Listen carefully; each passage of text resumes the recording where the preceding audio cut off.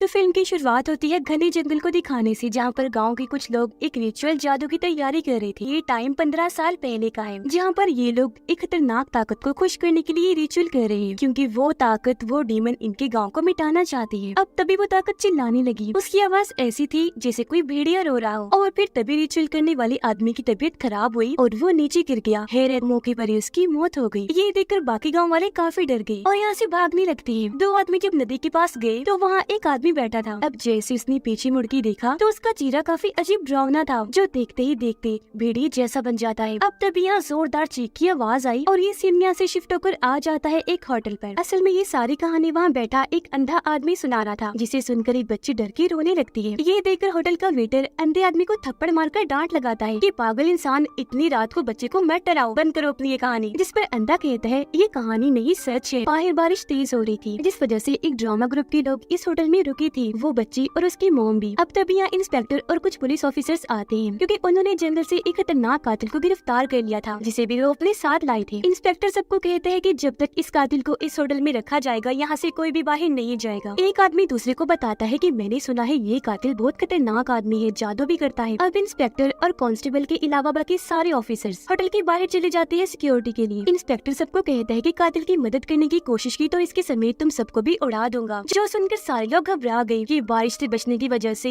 ये हम कहाँ फंस गए। अब ये होटल बिल्कुल वैसी जगह पर था जैसी कहानी अंधा सुना रहा था, यानी झील के पास, और झील के उस पार गाँव था। उसकी बात को नजरअंदाज करके ड्रामा ग्रुप के लोग बताते हैं कि हम उसी गाँव में ड्रामा बनाने आए हैं। तब ड्रामा ग्रुप का हेड कहता है कि अंधे की बात काफी हद तक ठीक भी है। वहाँ कोई इंसान भेड़िया नहीं बना था, लेकिन एक आदमी रहा करता था जिसका नाम चैंग था। उसने एक औरत से शादी की थी जो चुड़ैल थी। हाँ, ड्रामा ग्रुप का हेड कहानी सुनाने लगता है, जो उन 15 सालों के आगे की कहानी थी। गाँव में हम चैंग को देखते हैं, जो घर की चीजें बेचकर जुआ खेला करता था, लेकिन अक्सर हार जाता था। उसने गांव के अमीर खतरनाक आदमी से पैसे लिए हुए थे और अब पैसे ना लौटाने पर वो इसकी जान लेने पर उतर आया था। तो अपनी जान बचाने के लिए चैंग उसे कहता है कि प्लीज मुझे छोड़ दो, 2 दिन के अंदर आपके पैसे लौटा दूंगा। जिस पर वो खतरनाक आदमी हंसकर कहते हैं, ओह अच्छा, अब 2 दिन के अंदर ही ठीक है, लेकिन अगर 2 दिन के अंदर पैसे ना आए तो तुम्हारी सारी उंगलियां काट दूंगा। अब तभी यहाँ होयोन नाम का लड़का आता है, जो अपने आखिरी पैसे लौटाने आया था। तभी एक आदमी चैंग को बताता है कि इसके ऊपर भी बहुत कर्ज था, लेकिन अब इसने सारा कर्ज भी उतार दिया और अब ये खूब माला माल भी है। ये सुनकर चैंग को काफी हैरानी हुई कि ये तो मेरी तरह गरीब था, जुआ खेला करता था, तो फिर अचानक इसके पास इतना सारा पैसा कैसे आ गया। सच का पता लगवाना पड़ेगा। इसी सोच के साथ वो होयुन का पीछे करता है और देखता है कि वो एक कब्र को खोद रहा था। तब ठीक वक्त पर चैंग वहाँ आकर उसे रोकर कहता है कि अच्छा, तो तुम ऐसे माला माल हुए, तुम कब्र के अंदर की लाशों का जेवर चुराते हो, जिसे बेचकर तुम अपना कर्ज उतारते हो। रुको जरा, मैं अभी जाकर सबको बताता हूँ। होयुन उसे रोकता है, कहता है रुक जाओ। अरे मत करो यार, अच्छा सुन मेरी बात, अगर तुमने अपना मुंह बंद रखा तो मैं तुम्हारा कर्ज उतार दूंगा और तुम्हें भी अपने साथ शामिल कर लूंगा।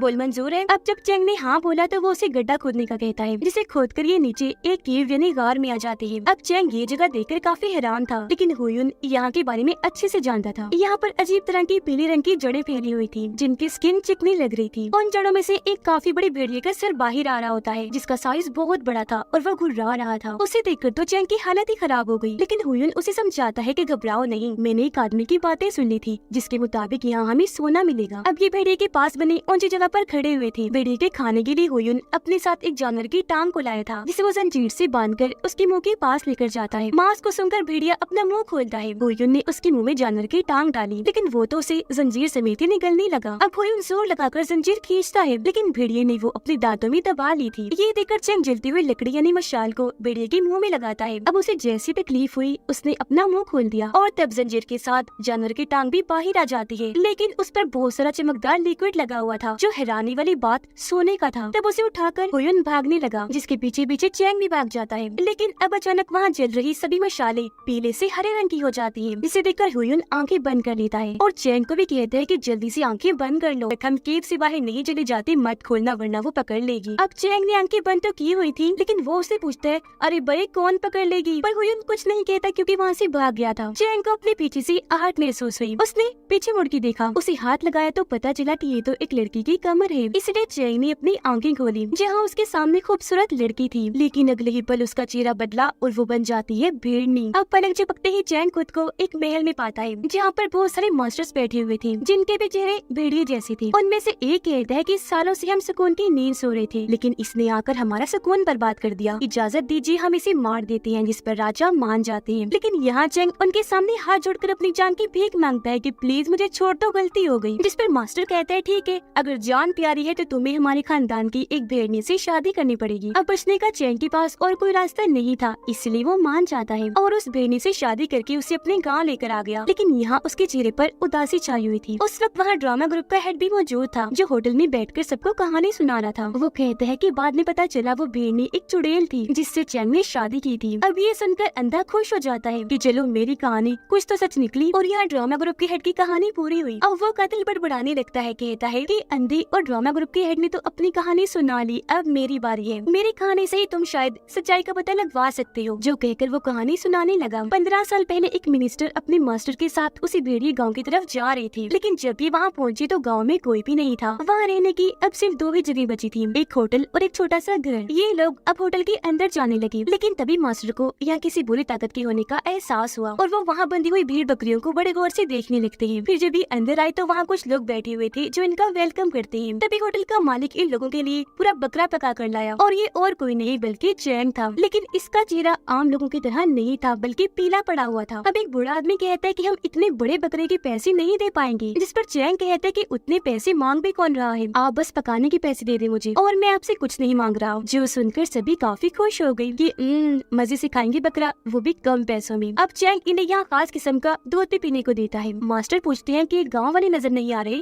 कहाँ गए सब लोग? जिस पर चैंग बताता है वो दरअसल हमारे गांव में खतरनाक बीमारी आ गई थी, तो सब लोग गांव को छोड़कर दूर कहीं जाकर रहने लगे। अब यहाँ सिर्फ मैं, मेरी वाइफ और बेटा रहते हैं, वजह से बकरा खाने लगे। लेकिन यहाँ मास्टर न खुद खाने को हाथ लगाते हैं और न ही अपने मिनिस्टर को खाने देते हैं, बल्कि दोनों उठकर बाहर आ गए। यह मिनिस्टर उनसे पूछता है कि मास्टर जी, जोरों की भूख लगी हुई है, आप मुझे खाना खाने क्यों नहीं दे रहे भाई? मास्टर जवाब देते हैं कि तुम अपना चेहरे वाला कवर पहन के अंदर और आसपास देख लो, सब पता चल जाएगा। तब मिनिस्टर खिड़की से अंदर देखता है तो सब नॉर्मल ही लग रहा था, यानी सब लोग बकरा खा रही थी। लेकिन जब उसने कवर पहन के देखा तो असलियत को देखकर उसके होश उड़ गए। दरअसल वो लोग जो खा रही थी वो बकरा नहीं बल्कि इंसान का गोश्त है। वो फिर कवर से बाहर देखता है जहाँ भेड़ बकरियां बंधी हुई थी, लेकिन हैरत, वो भी भेड़ बकरियां नहीं बल्कि इंसान थे जिन्हें भेड़ बकरियों की तरह यहाँ पर बांधा हुआ था। मास्टर उसे बताते हैं कि यहाँ खतरनाक ताकत है जिनसे हमें इस गाँव और इसके लोगों को बचाना है। ये कहकर मास्टर कुछ मंत्र पढ़ के एक तलवार पर फूंक मारते हैं और उसे वो मिनिस्टर को दे देते हैं, ये कहकर कि यहाँ जो खतरा है वो एक डीमन है जो इंसानों का गोश्त खाता है, क्योंकि उससे ही वो ताकतवर बनता है और आज हम उसका खात्मा कर देंगे। मास्टर की बात जैसे पूरी हुई, मिनिस्टर को अपने पीछे आहट महसूस हुई, इसलिए उसने झट से तलवार ली और उसे मारने की कोशिश की। लेकिन फिर एकदम वो रुक गया क्योंकि वो एक पुलिस ऑफिसर था जो अंदर बैठकर खाना खा रहा था। मास्टर कहते हैं कि इसने होटल का वो खास किस्म का दूध नहीं पिया होगा। जो सुनकर ऑफिसर काफी चौंक गया कि आपको कैसे पता चला? तो मास्टर उसे भी चेहरे वाला कवर पहनाकर सच्चाई दिखाते हैं। जी हाँ, गाँव के लोग आम आंख से तो भेड़ ही लग रही थी, लेकिन असल में इंसान है जिन्हें टांग से पकड़कर चैंग खींचकर अपने साथ ले जा रहा था। मास्टर बताते हैं कि चैंग असली डीमन नहीं है, ये तो बस उसका गुलाम है और अब हमें असली डीमन को ढूंढना है। इसलिए तीनों उस घर में पहुंचकर हर जगह की तलाशी लेती हैं, जिसके बाद ये बेसमेंट में आ गई जहाँ सामने चैंग का बेटा खड़ा हुआ था। वो इनको देखते ही कुछ मंत्र बोलकर अपना मुंह खोलता है और खतरनाक धुआं निकालकर इनकी तरफ भेजता है। इसे देखकर मास्टर घबराती नहीं बल्कि अपने जादू से ही फांसी शील्ड बनाकर उसके हर हमले का डटकर सामना करती है, जिसके बाद चैंग का बेटा पुतला बन जाता है और ये लोग उसे पार करके एक कमरे में आ गए जहाँ पर खून, मांस और ऐसे कटे हुए हिस्से पड़े थे। एक जगह पर चैंग भी खड़ा था जिसने हाथ में चाकू पकड़ा हुआ था और वो कुछ मंत्र पढ़ रहा था। पुलिस ऑफिसर उस पर गुस्सा करता है कि तुमने गांव के सभी लोगों को मार दिया, इसलिए मैं तुम्हें गिरफ्तार कर रहा हूँ। अब अचानक चैंग औरत की आवाज में बात करने लगता है, जिससे मास्टर समझ जाते हैं कि वो डीमन और कहीं नहीं बल्कि चैंग के अंदर है। जो सुनकर ऑफिसर चैंग के माथे पर गोली मारकर उसे वहीं ढेर कर देता है और कहता है कि अगर इसके अंदर डीमन है तो क्या हुआ? पुलिस तो डीमन से भी नहीं डरती। लेकिन एकदम चैंग उठा और ऑफिसर के माथे में वो चाकू घुसा देता है और मुंह से बहुत सारा काले रंग का लिक्विड निकालता है और लिक्विड से एक रोग बनकर खड़ा हो जाता है, जिसे देखकर मास्टर समझ गई कि यही डीमन है। इसलिए वो जैसे इन पर वार करने आया, मास्टर उससे लड़ने लगी, पर यहाँ मिनिस्टर नहीं लड़ पाता क्योंकि डीमन ने उसे उठाकर फेंक दिया था। तब उसकी जान बचाने के लिए वो मिनिस्टर को बाहर कर देते हैं और खुद अकेले ही डीमन से लड़ने लगे। और अब यहाँ मास्टर और डीमन के बीच खतरनाक लड़ाई छिड़ जाती है। जैसे डीमन अपनी खतरनाक ताकतों के साथ हमला करने आता है, मास्टर आसानी से उसके हमले को रोककर उसे दीवार के साथ दे मारते हैं। थोड़ी देर इनकी लड़ाई ऐसी चलती रही, जिसके बाद जोरदार धमाके जैसी आवाज आई और मास्टर बाहर आकर गिरते हैं। मिनिस्टर की गोद में मास्टर की हालत बहुत खराब थी। उन्हें ऐसे देखकर मिनिस्टर को बहुत दुख होता है। मास्टर उसे बताते हैं कि उस डीमन की 5 स्किन्स यानी जिल्द हैं, जिनमें से मैं सिर्फ 3 को ही तबाह कर पाया हूँ, बस 2 रह गई हैं। लेकिन उन स्किन्स को भी ठीक होने में 5 साल लग जाएंगे। फिलहाल तो डीमन भाग गया है, लेकिन 15 साल बाद वापस लौट लौटेगा तब तुम्हें उससे लड़कर उसका खात्मा करना होगा। इसलिए जो मंत्र और रिचुअल मैंने तुम्हें सिखाई उन्हें अच्छे से इस्तेमाल कर लेना, वही काम आएंगे। इतना कहकर मास्टर उसके हाथों में ही अपनी जान दे देते हैं और मिनिस्टर उन्हें गोद में लेकर फोट फोट कर रोने लगता है। सीन वापस से कातिल पर आ गया जो कहानी सुना रहा था। पता चला कि वो मिनिस्टर और कोई नहीं बल्कि ये कातिल ही है, जो चिल्ला कर कहता है कि मैं 15 सालों से आज के दिन का ही इंतजार कर रहा था, क्योंकि वो डीमन जो दरअसल भेड़नी डीमन है वो आज ही के दिन आएगी। ये सुनकर पुलिस ऑफिसर कहता है कि हम भला तुम्हारी बात पर यकीन क्यों करें। कातिल जवाब में कहता है क्योंकि उससे सिर्फ मैं ही लड़ सकता हूँ। अब अचानक बिजली गिरी जिसके साथ ही भेड़िए की रोने की डरावनी आवाजें आना शुरू हो जाती है। साथ साथ कुछ मंत्र भी सुनाई दे रही थी जो आवाजें सामने पड़े स्टैचू में से आ रही थी। कातिल कहते हैं मेरी हथकड़ियाँ खोल दो, मुझे उससे लड़ना है। अब इंस्पेक्टर को भी उसकी बातों पर यकीन होने लगा था, इसलिए वो हथकड़ियों को खोलने लगता है। पर तभी वो औरत रोती है और चिल्लाकर कहती है रुक जाओ, मत खोलो उसे, वो झूठ बोल रहा है। गुस्से में कातिल कहते हैं मत सुनो इसकी बात, क्योंकि यही वो डीमन वो भेड़नी है। ये सुनकर पुलिस वाले उस पर गन तान देते हैं। तो यहाँ वो अपनी कहानी बताने लगती है। कहती है कि हमारे गांव का बहुत बुरा हाल था, इतनी गुर्बत थी कि ना तो खाने को कुछ था और ना ही पीने को, जिस वजह से लोग मर भी रहे थे। तब गांव की ऐसी हालत देखकर बड़े लोगों ने फैसला किया कि हम कुछ मास्टर से यहाँ पर रिचुअल करवा लेते हैं, ताकि गांव के अंदर अगर कोई बुरी चीज हो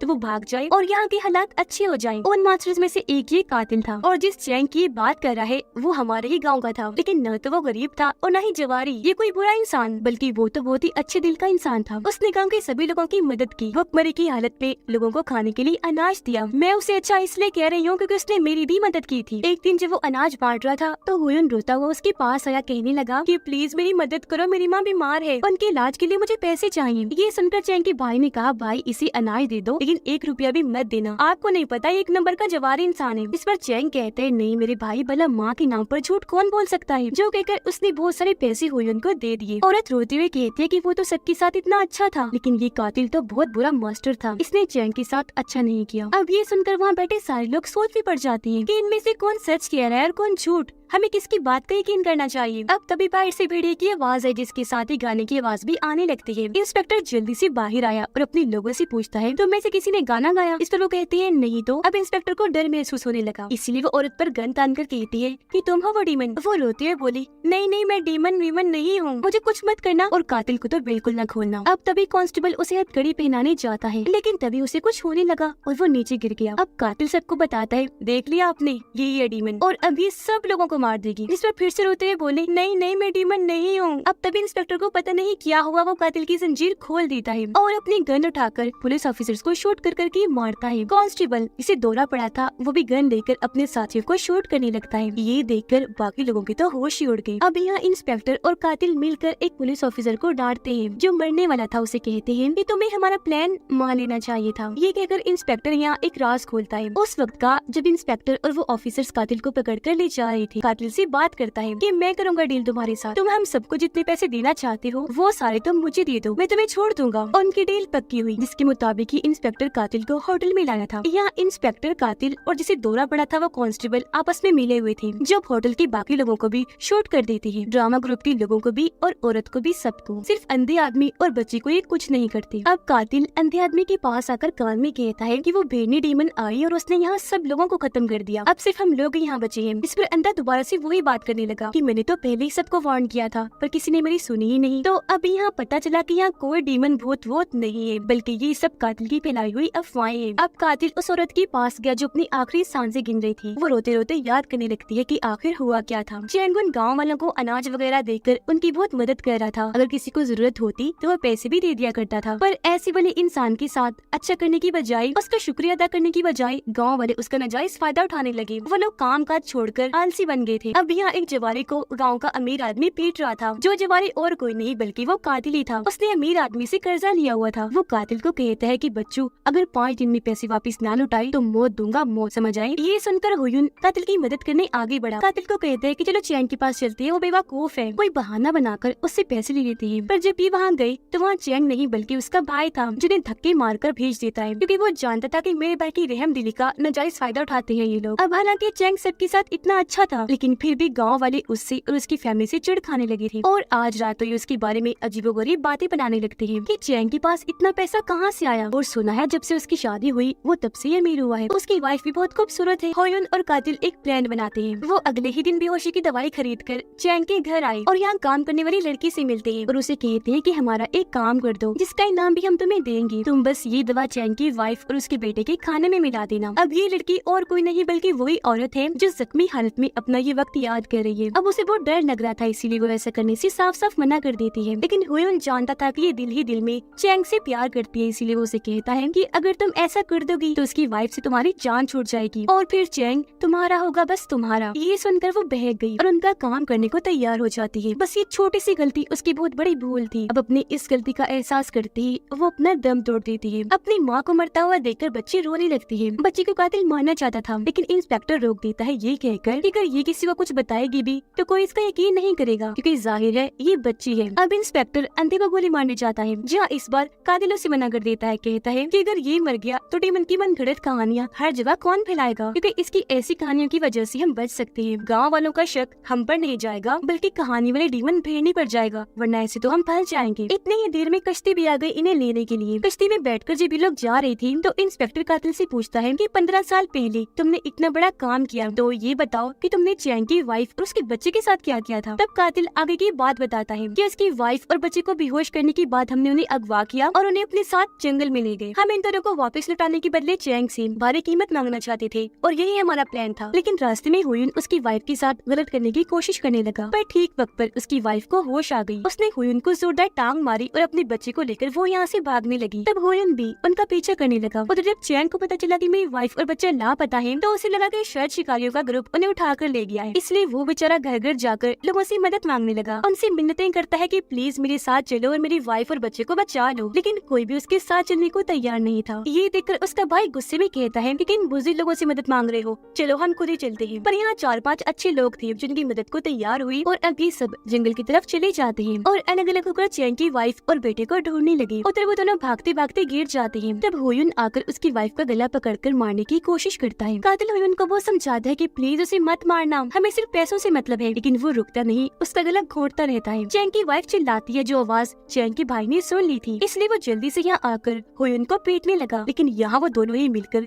चैंग के भाई को पीट के रख देती है, जिस पे चैंग की वाइफ भी मारी जाती है और इसी के साथ वहाँ से भेड़िए की आवाज आना शुरू हो जाती है। इस वक्त जंगल में गाँव के लोग रिचुअल कर रहे थे और ये शुरुआत वाला सीन है जहाँ भेड़िए की आवाज सुनकर ये लोग डर की वजह से भागने लगे। अब इनमें से 2 लोग कातिल और हुयुन को देख लेते हैं कि इन्होंने चैंग की वाइफ का भी खून कर दिया है और चैंग के भाई को भी काफी बुरी तरह मारा है। दोनों भी काफी डर गए, हाथ ऊपर करके वहीं खड़े हो जाते हैं। तभी यहाँ शिकारियों का ग्रुप भी आ गया जिनका सरदार हुयुन के सर पर गन रख देता है। अब यहाँ हुयुन उसे भी कहता है कि हमारे साथ एक डील कर लो, तुम चैंग को कुछ मत बताना लेकिन हम उससे बहुत सारे पैसे मांगेंगे। अब यहाँ सरदार जानता था कि चैंग बहुत रहमदिल इंसान है, बहुत अच्छा है, इसलिए वो उसका साथ देने से मना कर देता है। अब तभी चैंग का बेटा हुयुन की बाजू पर काट लेता है। हुयुन बच्चे को उठाकर दूर फेंक के मारता है जिससे बच्चे की भी मौत हो जाती है। अब ये देखकर चैंग का भाई आग बबूला हो गया, इसलिए वो हुयुन को लेकर नीचे खाई में कूद जाता है और अब सिर्फ कातिल ही जिंदा बचा था। वो सरदार को कहता है कि अब मुझे चैंग जिंदा नहीं छोड़ेगा, इसलिए मुझे अपने ग्रुप में शामिल कर लो। लेकिन सरदार उसे बुज़दिल कहकर वहाँ से जाने लगता है। तब कातिल उसकी गन छीनकर एक आदमी को शूट कर देता है और कहता है क्या कहा बुज़दिल, देख लिया ना मैं बुज़दिल नहीं हूँ। लेकिन सरदार उसे नजरअंदाज करके अपने ग्रुप को लेकर वहाँ से चला जाता है। अब रिचुअल वाले दोनों आदमी में से एक ही बचा था, इसलिए कातिल उसे पकड़ लेता है और कहता है कि तुम गाँव वालों को कहोगी कि चैंग की वाइफ, उसके बेटे और भाई को डीमन भेड़नी ने मारा है। अगर मेरा नाम लिया ना तो तुम्हारी फैमिली को खत्म कर दूंगा। और अब ये बात सामने है कि इसी आदमी ने ही हर जगह ये अफवाह फैलाई थी कि भेड़नी डीमन नहीं सबको मारा है। उसी की कहानी को अंधा आदमी हर किसी को बताया करता था और अब कातिल शिकारियों के सरदार को भी मार देता है और उसकी जगह खुद सरदार बन जाता है। यहाँ कातिल की बात पूरी हुई। सारी बात सुनकर इंस्पेक्टर उसकी तारीफ करता है कि वाह भाई वाह, प्लान हो तो ऐसा। जिस पर कातिल कहता है फिर भी मेरा प्लान फेल हो सकता था, अफवाह झूठी साबित हो सकती थी, लेकिन ये जो आपके कांस्टेबल ने नकली भेड़नी बनकर जो एक्टिंग की, क्या बात है। इसने पहले आवाज निकाली फिर गाना गाया, सच में दाद देनी पड़ेगी इसकी एक्टिंग को। जो सुनकर कांस्टेबल हैरत से पूछता है किसने, मैंने तो ऐसा कुछ नहीं किया। अब ये सुनकर इंस्पेक्टर और कातिल दोनों हैरान रह जाते हैं कि अगर इसने नहीं तो फिर गाना किसने गाया था। वो ये सोच रहे थे कि तभी गाने की दोबारा से आवाज आने लगती है और वो भी कहीं दूर से नहीं बल्कि इसी कश्ती में से आ रही थी। अभी जो वहाँ खड़े लड़के को देखते हैं जिसने टोपी पहनी हुई थी, वो अपनी टोपी हटाता है, जो और कोई नहीं बल्कि चैंग का भाई था। जी हाँ, वो खाई में गिरा तो था लेकिन मरा नहीं था, तब बच गया था, जो 15 सालों से कातिल को ढूंढ रहा था, और आज वो इसके हाथ लग ही गया। होटल के बाहर भी डरावना गाना यही गा रहा था। उसने इस कश्ती में बॉम्ब लगाया हुआ था, जिनको फोड़ते ही वो पानी में कूद जाता है। कश्ती में बहुत बड़ा धमाका हुआ और वो तीनों बहुत बुरी मौत मारे जाते हैं। अगले सीन में हम चैंकी भाई को अपने गाँव में देखते हैं। चैंकी भाई को एक लड़की अपनी तरफ खींच लेती है। तो इस कहानी की तरह अफवाहों पर यकीन करने से बचें। और इसी के साथ ये कहानी इधर ही खत्म हो जाती है।